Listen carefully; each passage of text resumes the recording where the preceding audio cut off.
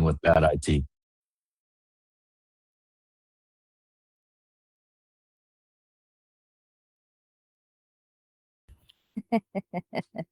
Wow, it's official Wow. now.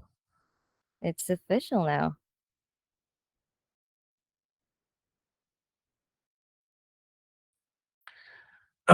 Yeah, I was just saying, hopefully, All right. good morning, good afternoon, good evening, everyone, wherever you guys are in this world. We'll just wait a couple of minutes to ensure everybody gets their audio connected and all that fun stuff. This is going to be our first live cast, webcast. So bear with us as we navigate through technical difficulties.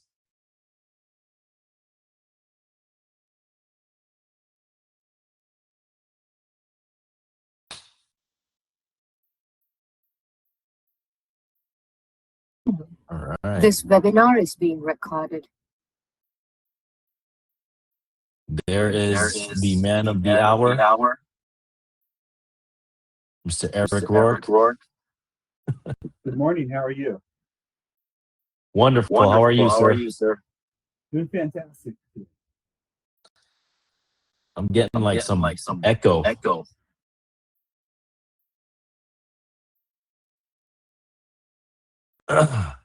See, is that better?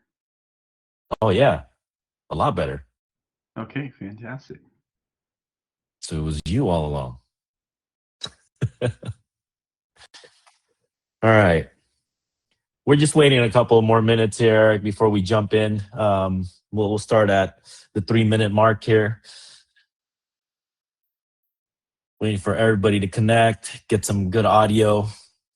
And as I was stating to the audience earlier, this is our first live webcast, so give us some grace if there is some audio issues or maybe some disconnects or something bad that happens on this webinar. But so far, it seems to be pretty solid, thanks to Sean and her expertise in this live cast setup. Going live always has its challenges. It does. Yeah. I rather do live in person though. Like it's more forgiving in my opinion. But There you go. All right.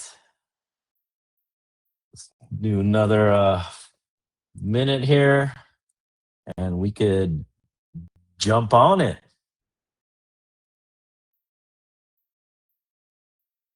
Well, happy hump day, everybody who's out there. Good to be with you this morning. See you. Praise God for another great day. Yes, the sun's out. Is the sun out in your area? It is. But you know, one of the things that I'm thankful for this morning, Eddie? Good What's IT. I love it. I'm thankful for good IT. Awesome. Well, why don't we just kick it off with that, guys? I mean, seriously. So thank you guys for coming. Welcome again. Good morning, good afternoon, good evening, wherever you guys are in this beautiful God's green earth. We're joined here with Eric Rourke of Rourke Financial Services. And we're here to talk about dealing with bad IT. And Eric and his company, specializes in finance and placement for CFOs and accounting. Did I get that right, Eric? Yeah, that's correct. So our firm does consulting first and foremost, bringing in finance, CFOs and controllers for projects and interim, as well as doing executive search that actually goes not only CFOs and controllers, but operations, HR, and some other areas as well. All right. Well, thank you. Thank you for that intro. So this type of this is a live webcast, so there's no scripts. I wish we were better prepared, I guess. But this is more of a Q&A and more of a casual conversation, whatnot. So let's just jump to it. I know that, and again, let's redact any names. We don't want to throw anybody under the bus, right? This is not the point of that, but the point is just to understand how it feels when you're dealing with bad IT. Before you switch to us, Eric, I mean, what originally made you realize that something was off with your previous IT provider? Sure. So, biggest challenge that we ran into is the company got acquired. Not Ooh. only did it get acquired, but it got acquired by a private equity firm. So I've had that happen with the marketing firm that we used as well. Sometimes that can bring great advantages as far as breadth and scope and things like that. But it could typically bring a pretty pricey price tag as well. So. Got it. And that has been the trend, especially in our industry right now. Like everybody is either merging or they're being eaten up by PE firms or even like just bigger IT companies. And it's crazy. This morning, actually, this is wild. I saw a news where Amazon Prime is now partnered up with CrowdStrike, providing security services for small businesses. And I'm like, oh my gosh, that's scary. Like people think cybersecurity is just like, oh, I just need to get this and I'm good to go. We all know it's a process, but anyway, I could ramble on about that. So at the time when they did get acquired, Eric, did you think it was a small issue or did you suspect something bigger? I really didn't suspect anything. I mean, one, there's challenges anytime that a company does an acquisition. Some companies do it better than others. But at first it was like, hey, we're going to bring these services and there's all these new exciting things and what we're going to do and be able to help you. And there's these new products. So we were pretty excited about that whenever, that first occurred. So no, we weren't really kind of aware of any issues. Wow. Okay. So how long did you stay with them after you knew about this situation? I'm guessing the price probably changed, right? Did your account managers change or anything? 6 months to a year later, the price substantially increased from where we were at. Relationship levels were different. I think we went through 3 different, CISOs in like 6 months. Oh, wow. So yeah, so there was just some challenges, getting off the ground. And this is a company that had served us for a long time and did a great job, had a great relationship. But private equity does change the game with companies, especially Yeah, it depending on the does. firm and what they do. Man, they promise otherwise, but it's never the reality. That's the pain of it. So, out of curiosity, then, how did these IT issues affect your operations day to day as they were transitioning, changing CISOs like that? Well, it was challenging because we were having to kind of repeat, the same thing over and over again, getting a new person up to speed. We weren't moving forward on some of the projects and things that we were looking at. So those were some of the biggest challenges, just coordination. And we like to look at ways that we improve our business all the time. So we believe heavily in technology and being able to deliver the best for our clients. And IT is a very important part of that strategy. So if we're lagging behind, especially in the era right now of AI, I can't imagine if I was lagging behind in the AI era.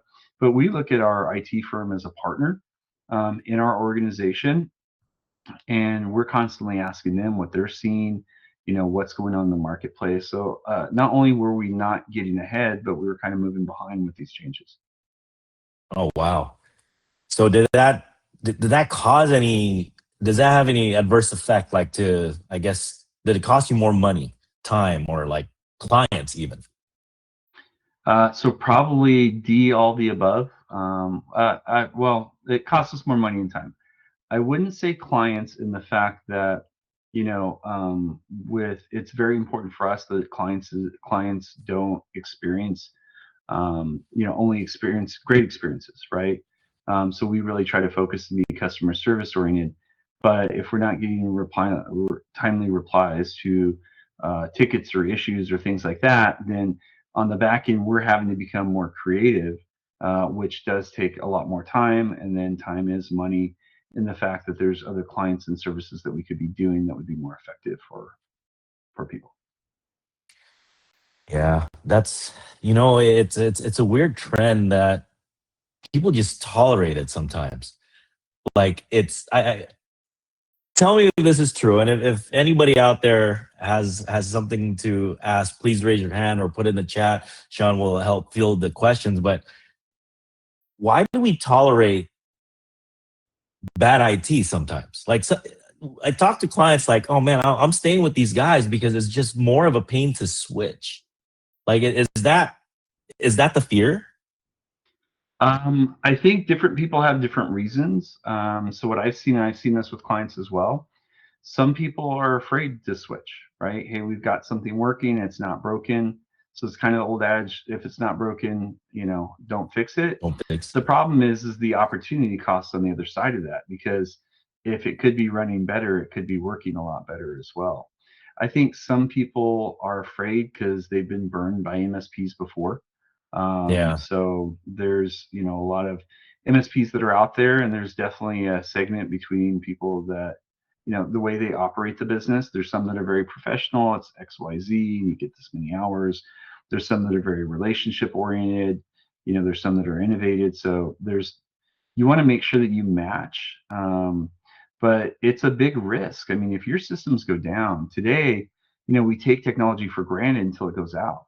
And it's funny, I see that even with teams, like we implement new technology, whether it's with clients or with our internal teams. And, at first it's like, oh, we got this thing, we got to learn. And then what happens is once you become used to it and the efficiencies, you expect it. And then when it goes down, it's like, oh my goodness. So there's a risk in switching. And I also do think if the firms are doing it correctly, there's a relationship. So I believe that you should expect a relationship with your provider. They should be a part of your trusted advisor team. I think every Yes. business owner and every group should have the team that they go to, whether it's your CPA or your bank or your IT provider or whatever consultants or external parties that you use. They really should be a part of your external team and almost like an informal board in a way where they're making sure that you're looking at the latest technology. Because in business, especially as an owner of a business, things are moving so quickly all the time that it's a challenge to keep up. And having those providers bring the best in class where they're seeing things outside can be really helpful for your business. So one of the biggest things that I've seen with my service providers, which has been amazing, is they bring that independent perspective. So it's the old forest for the trees adage, right? If you're in the middle of the forest, all you can see is trees. You can't see the forest. But they're able to zoom out and see what's going on in the industry, and they can say, hey, there's a whole forest here to make sure that you're getting taken care of. Yeah. And that's their specialty, right? It's I actually we got to talk after this, Eric, because so we've delegated our bookkeeping to our accounting service. And again, I'm not gonna throw anybody under the bus, but I jump in my QuickBooks, okay, just to kind of look at things, trying to see where we're at, because I've been asking for this financial dashboard that just shows like the key financial metrics that I want to see. Like I think everybody should see, in my opinion, that runs a business. And they never gave it to me. They give me these reports that just doesn't make sense. So I'm like, you know what? Let me just jump into QuickBooks and just see what let me do it myself. So I jumped into QuickBooks and dude, there were things that just kind of was stale.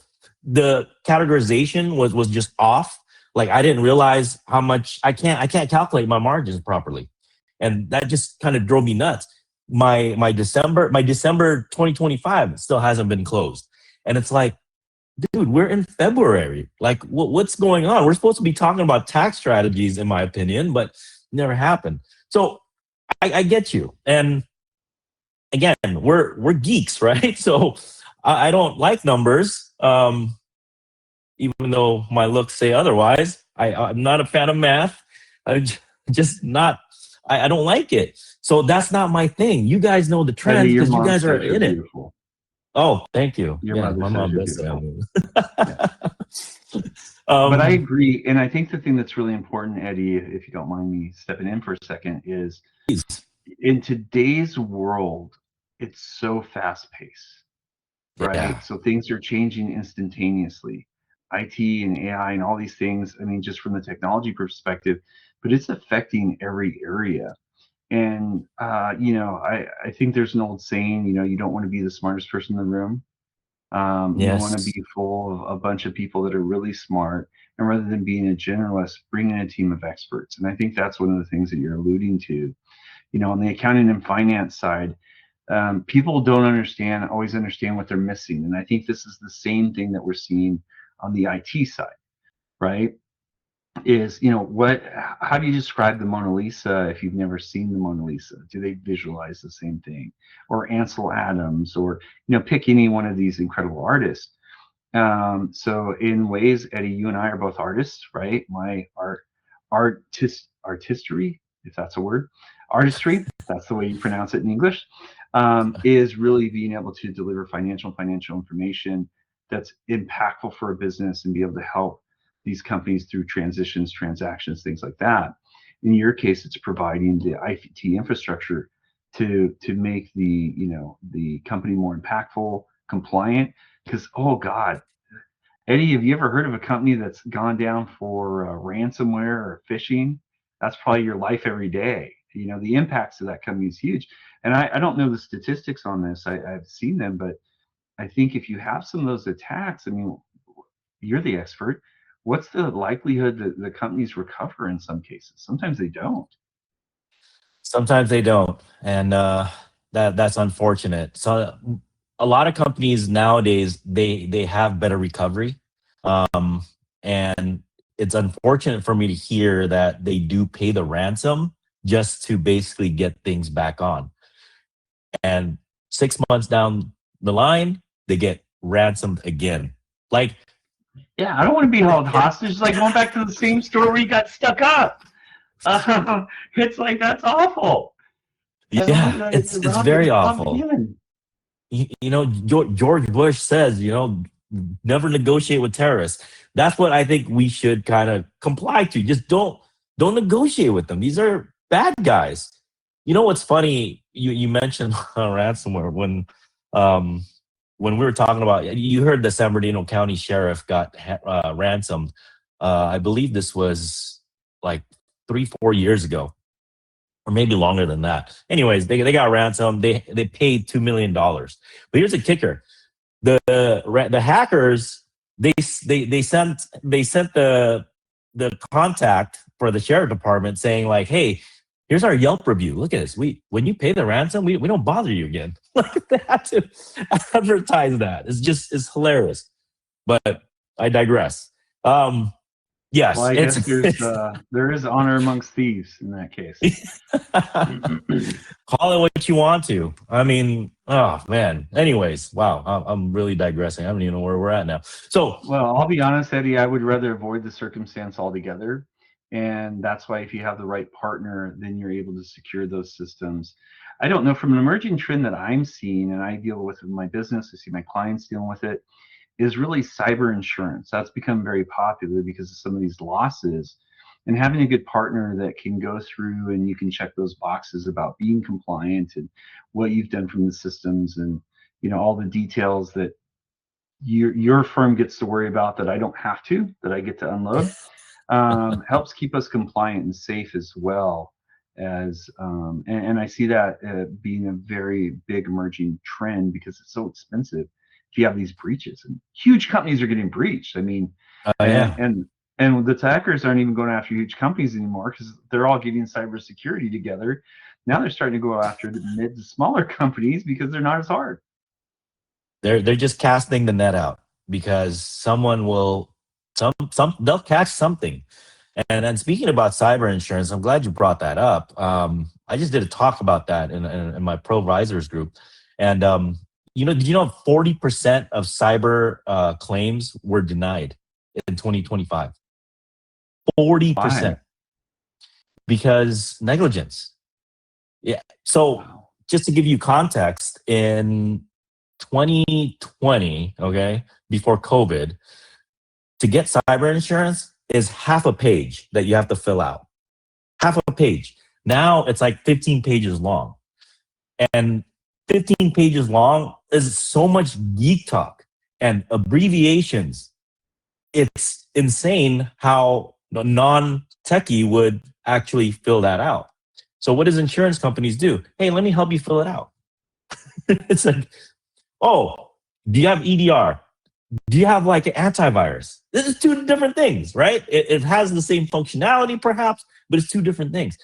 My point is there needs to be a assessment or like an alignment to the security controls that matches what the insurance requirements are. And a lot of people don't do that. They just think like, oh, I have insurance. We could at least, pass on the responsibility. But man, there's a lot of clauses in insurance companies right now or insurances that just has issues where this is done negligible. You said you had it, but you didn't. You didn't have it. Like, do you have a IAM server? It's like, what is that? Yeah, exactly. Right? Oh man. Only geeks would know that.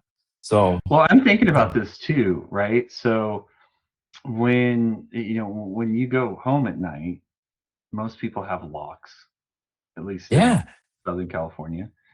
Most people have alarm systems. People are having cameras, right? And so you do all these things to protect your home, but are you doing the same things to protect the home for your data? Because your data in today's age, especially in professional services, it's the most valuable thing. I mean, you don't want to, I'm sure Coca-Cola doesn't want their secret recipe out on the internet, or Dr. Pepper, or, pick whatever organization. Those are secrets. That's your house and your home. Why wouldn't you make sure that you've done everything you can to protect it? Yeah. And a lot of people think it's an oversight, unfortunately. It's they trust the Apples of the world, the Googles, and hey, they put a password in front of it. They make me do multi-factor authentication. Like I have to stupidly check my phone every time to get a code. Like they feel that it's safe. I don't know why. But Password to your 1 2 point, 3 doesn't do it. that doesn't do it. It doesn't do it anymore. No more. No more. I mean, you're right. But everyone is like, I think security can be subjective, right? It's like I have multiple locks on my doors, right? I got dogs that could bark. I do have an alarm system. I do have a weapon. Like it's just like people are subjective. It's like, oh, it's okay. I just need a lock. I'm good. Or deadbolt's good for me. So until they get hit and realize, okay, I see a vulnerability and I see that it got compromised. I've been violated. Let me protect it now. It's like, why do you wait until something bad happens? And Eddie, no surprise, I'm a numbers guy. Think about how much money is lost in productivity. So even if you just did some numbers, right? I mean, minimum wage in California is what, $100,000 a year now? Yeah. Feels like it. Feels like it. Most business owners would probably feel the same. But even if we had, so say we had 100 employees, right? We were down 8 hours, and on average, let's just say we paid these employees $25 an hour, right? So right there, that's $20,000. That doesn't count, soft costs with. That's just labor. That doesn't count benefits, hard costs, things like that, absorption, if you're in manufacturing. But the other parts of the business that are intangible, the client service and things like that, aren't even touched. And I also like to think of, so I believe in this concept of too many of our HR, accounting, and IT friends get a reputation for compliance. And I'm really talking to the profession about being a business partner to owners and operators, right? So if we flip this around and we made, people, what is it, 100 hours more efficient, right? Then, that's the savings on the other side. So I think not only are we talking about compliance and loss mitigation, but there's also efficiency and opportunity. And that leads to employee satisfaction. That leads to, greater profitability that you can share, you can invest. And I got to tell you, Eddie, I mean, look, we do the executive search side, especially the generations that are coming up that are more adept at technology and used to technology, or have expectations, probably the best way to say it. That becomes an advantage for being able to hire people. I can't tell you how many people are like, well, they got old systems and, I'm working harder and, I want to, you can really leverage the IT aspect to be able to make your organization more efficient, more profitable, and better able to attract and retain talent. Yeah. Yes, we try to talk about that as much as possible. People want to be in a vehicle that's faster, that's newer, that's bigger, that's more comfortable. Like, let's face it, why it's you're right. And I much technology, prefer my Tesla to a bicycle. there you go. There you go. Less work too. I love it. No, I appreciate you sharing that. I mean, that's true. And a lot of people don't think about that. I mean, it's not just a wage cost, right? But there's other cost calculations. You have a PR nightmare that nobody brings up, because guess what? By law, when you get breached, you have to tell your clients that, hey, I got breached, and you need to tell somebody. It's like, I maybe I shouldn't bring this up, but it's like when you're with somebody and you got something bad and you have to tell them. Anyways, never mind. I don't want to take that anywhere. But anyways, we had a hand up earlier, but the hand is down. Did you still? Somebody had a question, Sean? We do have Min raising his hand earlier. Yeah, I was raising my hand earlier. Can you guys hear me okay? Yes. Oh, the original question that we were talking about is like, why do people stick with bad IT? But just subjectively, I wonder if it's kind of like a breakdown in communication too. A lot of the IT stuff is very complex. It's very specialized. It's very expensive and scary and an unknown. And I wonder if some of the challenges is not enough understanding of what the true costs are for not having proper security, proper infrastructure, and perhaps that's on both sides. For our customers, they really don't know how to digest all of this, and it just ends up becoming this burdensome cost center. Like, what's the least amount that I have to pay to keep things humming along? But I also wonder if for us as IT service providers and security providers, do we need to do a better job of spending time in better articulating what these things are? So some of me just kind of feels like this is just good old fashioned learn how to communicate better. The people that are listening, pay more attention to what you're listening, and Yeah. try to get past the pitch. But I wonder if just because of miscommunication, a false dichotomy of what the expectation is versus what the reality of is, and having both parties, the conveyor and the listener, not spending enough time just to get that alignment. I 100% agree with you. It's something that we have to. Communication is key. Like, I know in the finance world, there's a lot of like abbreviations and some geek talk in there as well. That what? Like, do I have to have ChatGPT listen to our conversation so he could translate? I think that's key. It's how do we articulate it where we can understand it. So it sounds like probably the insurance companies need to change their language within their clauses for cyber liability to make it more understandable. I mean, let's face Or you it. just hire an expert, let them geek out together, step out of the middle of Yeah, it. I think that's good too. I think Min's comment is right on. I think in any relationship, a couple things are important. One, communication. Two, expectation. And three, follow up, just to name kind of three off the top of my head. And so on the flip side of bad IT and not having communication or not having tickets closed or whatever it is the good side, which is, getting back that, hey, we've got your ticket and we're looking into it, and having an SLA. I think those are things, what's your SLA for response and resolution? What's what's it look like for escalation of an issue, right? Getting clarity around application versus systems issues, right? So application specific, usually you have VARs and people like that versus a general IT infrastructure, is different. But some of the best practices that I've seen, if you don't mind me sharing, Eddie, and you can blush Please. a little bit, but I'll compliment your firm. Oh, A couple of things that I appreciate is we do a monthly check-in, right? So our monthly check-in, we talk about the tickets, the issues, commonalities.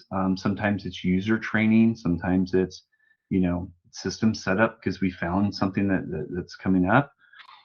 We do quarterly, more strategic things. All right, hey, what are we going to try to target next quarter? Where are we at? How do we optimize the environment?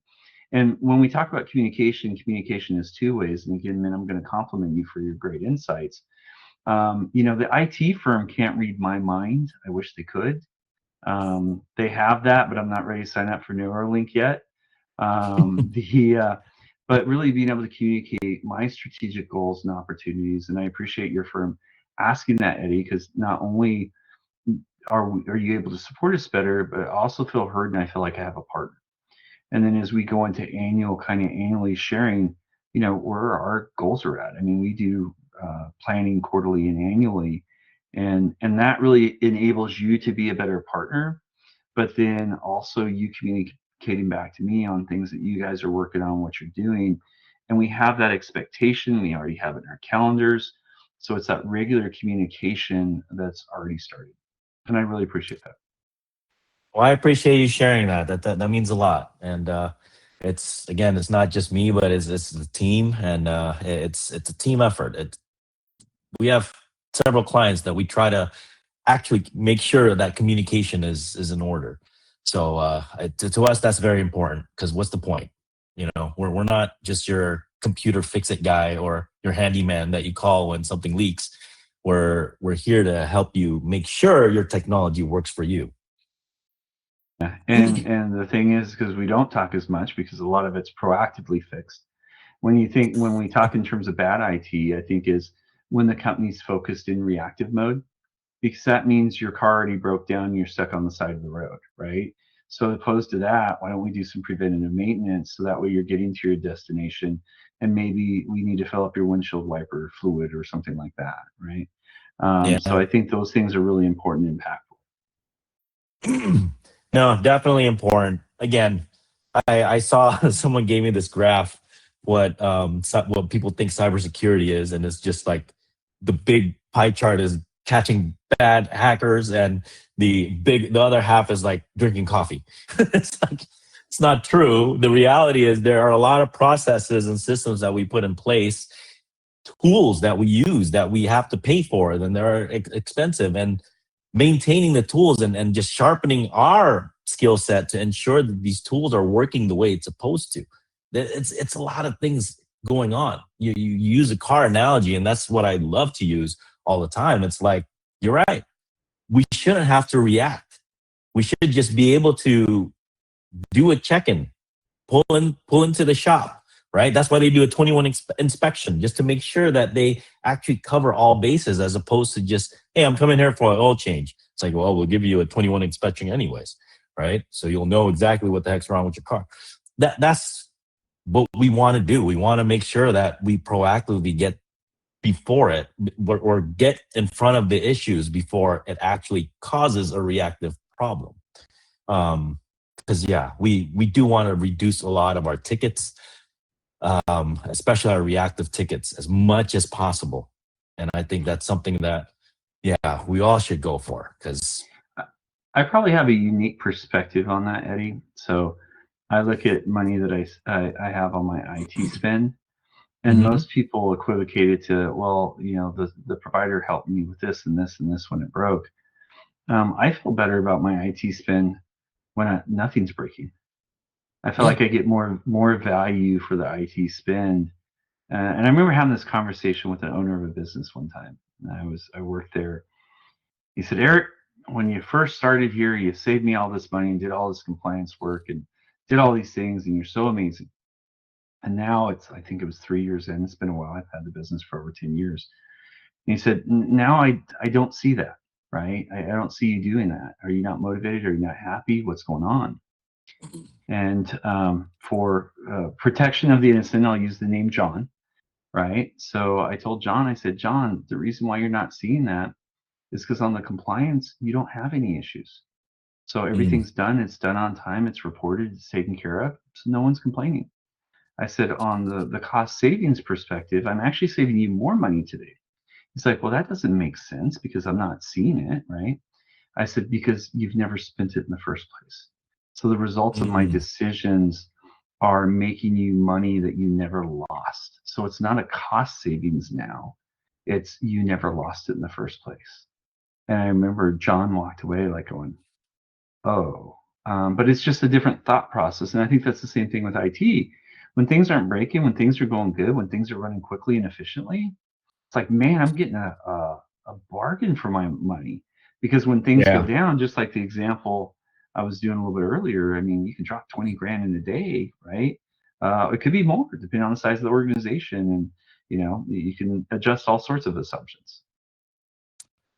Man, that's a good way of putting it. I like that. That's a different mindset. That's definitely something I got to use. I got to explain. I mean, that's the whole idea, but you just articulated that so well. I appreciate that. Back to Min's concept on communication. How do we communicate our value? I think it's hard for everybody, especially artists, because we want to be humble, and it doesn't look humble whenever we're saying we did this and we did that for you. But I think it's important for our stakeholders, our customers, obviously our clients that we care about, that they do understand the value and the impact that we're having in their organization, so that they feel comfortable, secure, and understand the care that we show and we genuinely feel for them. Yeah, I love it. Good insights, man. Well, I know we're at the 37-minute mark. Are there any questions from the board, Sean? Any Q&A chats or anybody that wants to chime in? I think they're shy. They haven't come on, put don't be anything shy. out there yet. Don't be shy, guys. Sure, I can give you guys a quick scenario that happened recently with one of our customers. If since the topic is how to deal with bad IT. Yes, So please. so Eric, it was good of you to give a good shout out to the D1 team and the good work that they're doing. Unfortunately, not all IT service providers are equal. And for our folks, we're also an MSP service provider. We recently had a customer transition that was really rough. Their previous IT company was all sorts of nasty. They were literally being ransomware to their own customers' credentials, like, hey, until you pay us these invoices that we never agreed on, we're not going to give you your password. We're not going to give you your passwords back. And it had to become a legal issue. And there was just a lot of sketchy practices and things that weren't really being done, and a lot of real questionable practices with the MSP, the previous MSP. And I mean, among other things, one clear thing that came to mind is what a huge, tremendous waste of time and energy and effort and money. Eric, you were mentioning, just when there's downtime, if you just factor in all of the employees that aren't able to get to work, like that could be thousands, tens of thousands of dollars. I can't imagine how much time and money that was wasted just from a bad partnership. And it's just a tremendous amount of mental, emotional, financial strain just from a bad partnership. And I feel like one aspect of maybe a good IT partnership, aside from communication, is just a lot of just the very simple soft skills, having good transparency, facilitating good communication, demonstrating integrity in the work that you do. None of us are perfect, so having good accountability. Like I feel like just having mutual trust, respect, and working towards, it's not just about the fine print of the contract, but if you have a genuine interest to partner together for a mutual success, that alleviates a lot of things. I'm not a finance background either, but I'm always curious to see like how much time and money could actually be saved and optimized if we were all just, trying to be able to make sure that we're working for each other, not against each other. But this last transition with this former MSP, I can imagine it must have costed tens of thousands of dollars, not including the years of poor neglect and certainly lack of service that they received. I feel like the cost of IT, from an insurance perspective, from a productivity perspective,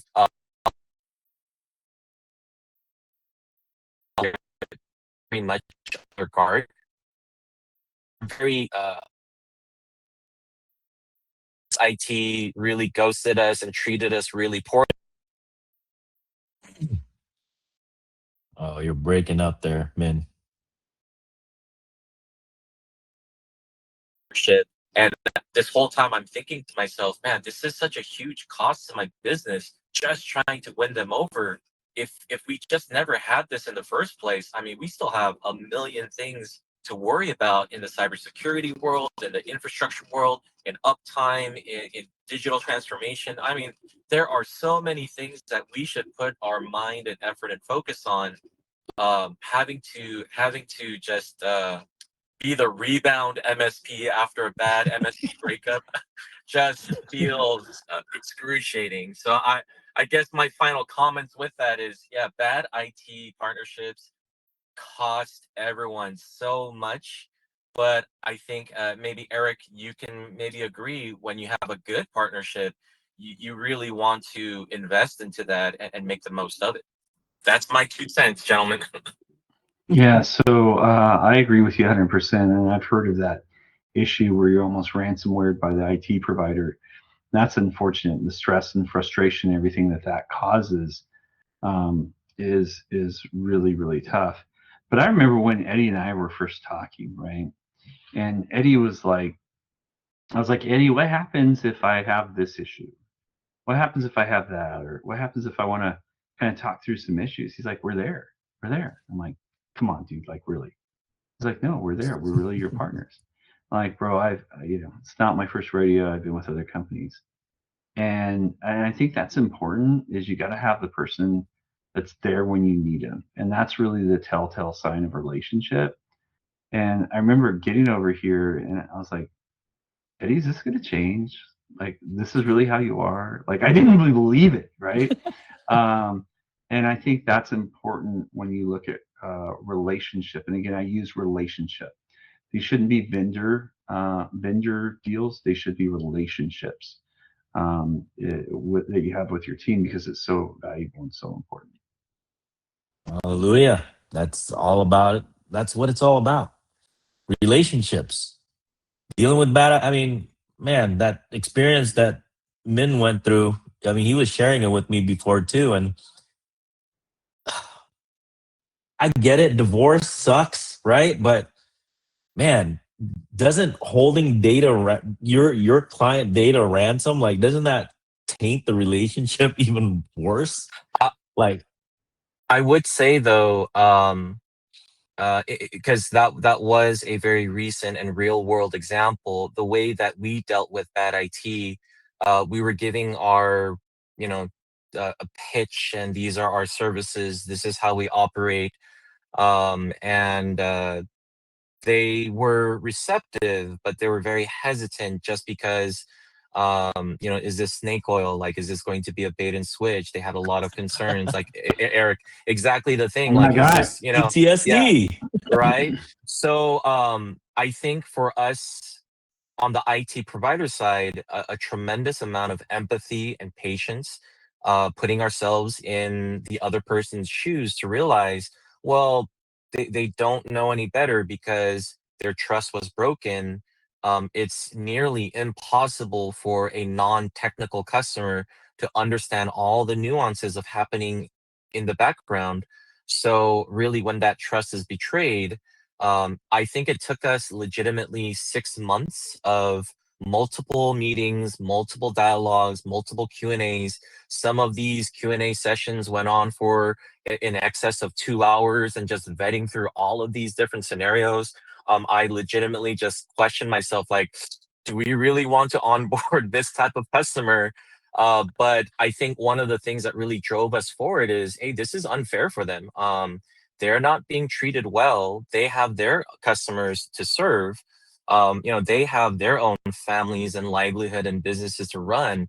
And objectively, like, hey, this is not a good way for the MSP to act. And it really took us well over 6 months and probably 20 hours of meetings to finally cut over. And I think that's one Wow. thing that, to some degree, I think for us in IT, we have a certain responsibility to act as that party where many of our customers are in the dark. Many of our customers don't know what to prioritize, and rather than drawing the line in the sand and just coming it from our approach, I think for us to demonstrate some additional empathy and a tremendous amount of patience, and just taking that extra effort to help communicate and articulate, not until we're done with our pitch, but until the customer is able to fully digest. And I feel like if we invest that time and effort and energy, it can create very long, loyal partnerships. So we've invested a ton of time and effort that was at our own expense. However, our expectation is, well, once we win them over, and once we can demonstrate that, no, we're trying to be very transparent with the services that we provide, and we want to make sure that we're honest and making sure that we're looking out for your business. I feel like that can go so much longer than legal jargon and contracts and pointing fingers. So we've just dealt with a really bad IT. The way that we dealt with it is just a lot of empathy, a lot of patience, a lot of education, just trying to make sure that we're not over promising, but we're just trying to tell it to them straight. That way they don't feel like they're being sold. But just putting ourselves in their shoes, and then, hey, let's help you find a way out of this. Eddie, I guess that happens a lot with incident response, right? Like, just helping them to digest, hey, you just got hit with ransomware, like your server's down, you didn't invest into backups, let's do some collateral damage, let's help you get back. And a lot of it is really just that road to recovery.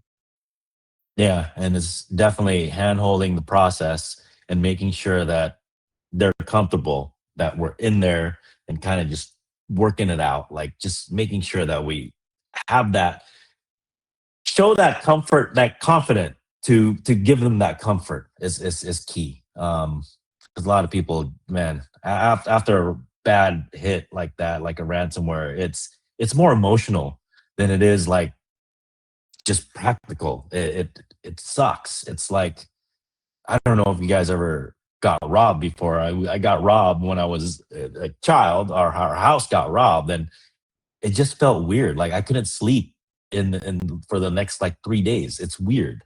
It is an emotional tie. I didn't see the robbers or anything, but it just felt violated. Like it's just so bad. Um, Here's a question that I have for you, Eric. Like, so if another business owner that you know of sure you know a lot, is tolerating bad IT right now. What would you tell them? Well, the first question I would ask them is, would they tolerate a bad relationship or an abusive relationship? And most people would say, oh no, definitely not. Then why? Then my next question would be, why would you put up from that for someone that you pay money to? That just Yeah. doesn't make sense. And it's really, when I talk to people, I try not to focus on the negative. I try to focus more on the positive. So here's the opportunities. But in some cases, where people aren't being treated well, you kind of want to come in and defend them, right? But I think helping them to understand the opportunities and the abilities and how it will unlock things for them and help them and make them sleep better and feel more secure, I think is really kind of the importance. Yeah. So, I mean, it goes back to that relationship, communication.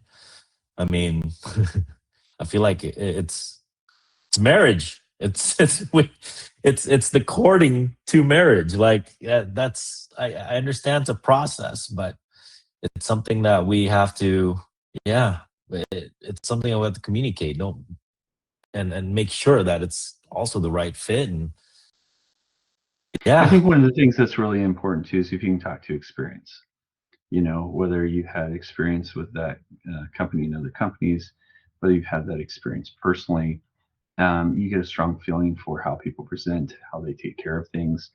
But at the end of the day, there's capability and care. And when those two cross, those are extremely powerful when you have that in combination. right on. Yeah. Well, guys, I know we're at the 51-minute mark here, Sean. Are there questions across the board? Any thoughts, comments, guys? People drop off? I don't know. I can't even see the screen. I just want to thank everybody for being here today, right? So I know everybody's time is very Yeah. valuable, but I really want to thank you for your time to be able to dive into this important topic, whether it is affecting you today or it affects you in the future. Hopefully you can get to prevention as opposed to reaction. And just thinking through those things will not only keep your business safe, but will help energize your business and your people for your success and achieving what your goals are, your mission is. Absolutely. And just want to thank you, Eric, for jumping on with us. I know it was, well, not last minute per se, but just appreciate your time on this. This is a topic that I think could benefit a lot of people. And I hope people got value out of this, just understanding what good IT means. I guess we're not talking really about how to deal with bad IT, but what good IT looks like. And these are the markers that we look for. So really appreciate your time. Seriously, this means a lot. It's a pleasure being here today. Thank you so much. And thank you for your partnership. I really Yeah, appreciate you thank and your you. team and what you do for Rourke and helping us to, help people make more money with less stress.